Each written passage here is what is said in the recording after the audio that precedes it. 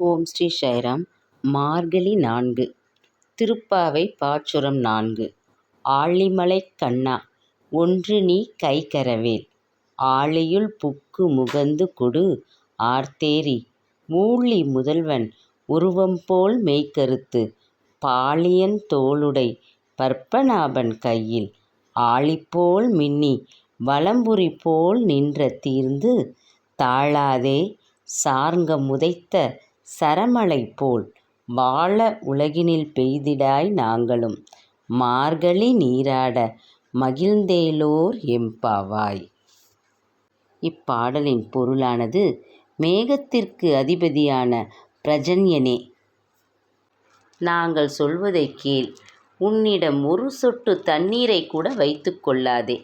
கடல் நீர் முழுவதையும் முகர்ந்து கொண்டு மேலே சென்று உலகாளும் முதல்வனாகிய கண்ணனின் நிறம்போல் கருத்து வலிமையான தோள்களை உடைய பத்மநாபன் கையில் உள்ள பிரகாசமான சக்கரத்தைப் போல் மின்னலை வீசி வலம்புரி சங்கு ஒலிப்பது போல் இடி ஒலி எழுப்பி வெற்றியை மட்டுமே ஈட்டும் அவனது சார்ங்கம் என்னும் வில்லிலிருந்து புறப்படும் அம்புகளைப் போல் மழை பொழிவாயாக.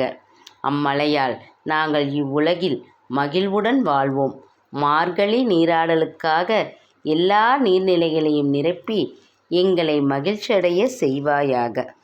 இப்பாடலின் விளக்கமானது, ஆயர்குல சிறுமிகள் மழை வெயிலுக்குரிய தெய்வங்கள் இன்னதென அறிய மாட்டார்கள். ஏனெனில் அவர்களிடம் கல்வி அறிவு இல்லை. எனவே பொதுவாக ஆழிமலை கண்ணா என்று அழைக்கிறார்கள். ஒரு தோற்றத்திற்கு இவர்கள் கண்ணனையே அழைத்தார்களோ என்று எண்ணத் தோன்றும். இது நாம் சாதாரணமாக ஒரு குழந்தையை அழைக்க பயன்படுத்தும் கண்ணா என்ற வார்த்தையைப் போல. எனவே பர்ஜன்யா என்பதற்கு பதிலாக கண்ணா என்று அழைத்தார்கள். அவனும் வந்தான். அவனிடம் தங்கள் கோரிக்கையை வைத்தார்கள். இதுவே இந்த பாடலின் விளக்கம் ஆகும்.